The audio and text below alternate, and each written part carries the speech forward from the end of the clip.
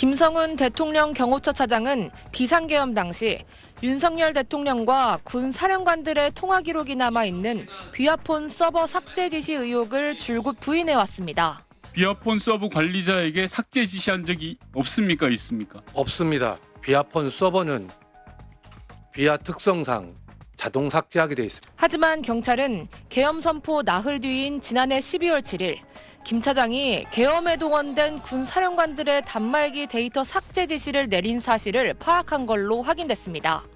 대통령의 지시라며 여인영 전 방첩사령관과 이진우 전 수방사령관 등의 비화폰 통화 기록을 지우라고 경호처 서버 관리자에게 지시했다는 겁니다.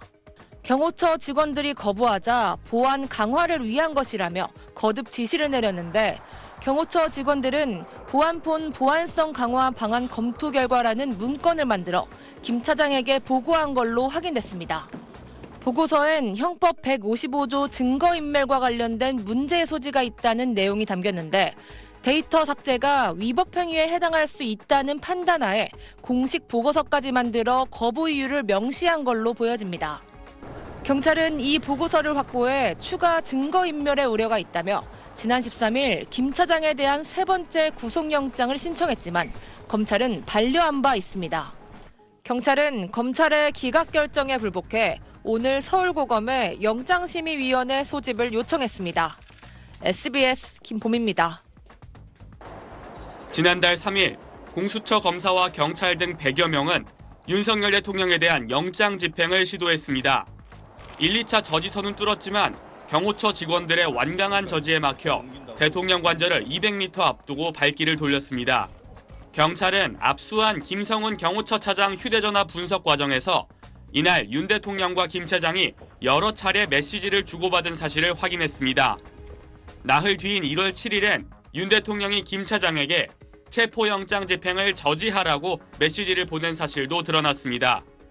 이들은 보안이 강한 미국 메신저 시그널을 통해 메시지를 주고받았습니다.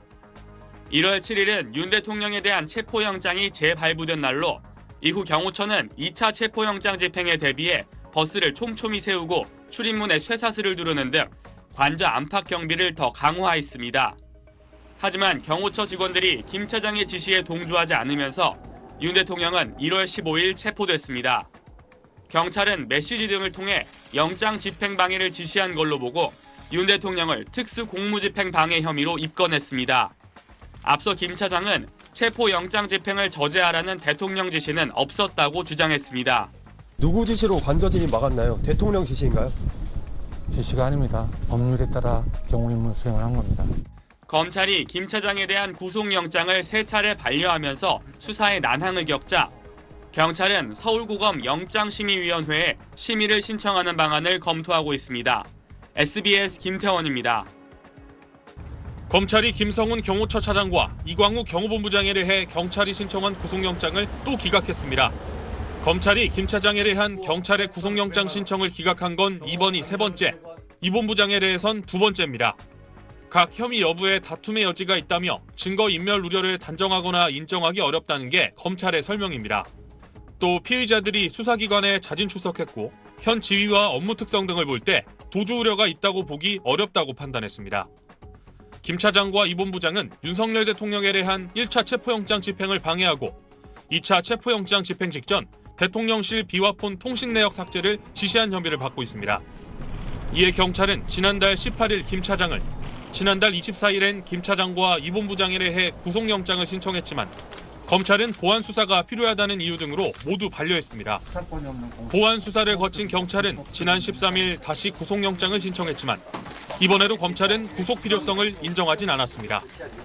이에 따라 경찰은 사건을 공수처로 넘기는 방안을 유력하게 검토 중입니다.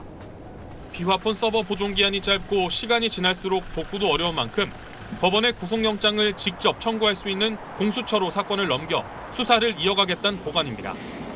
경찰 관계자는 공수처 이첩 등 향후 수사 방안을 다각적으로 검토하고 있다며 내부 회의를 거쳐 결정할 거라고 밝혔습니다. SBS 신용식입니다.